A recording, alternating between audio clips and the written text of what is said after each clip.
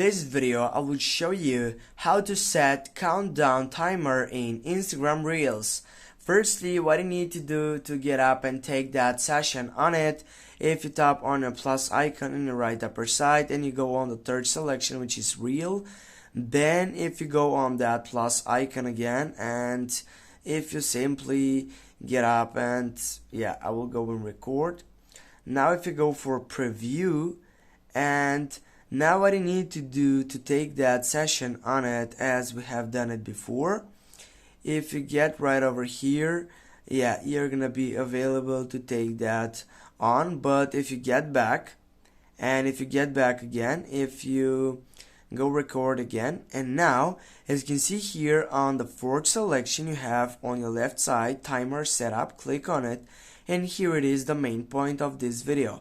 Now guys, you can simply take over the duration on which side you want. For example, go with this one, go set timer, and I will go with 3 seconds.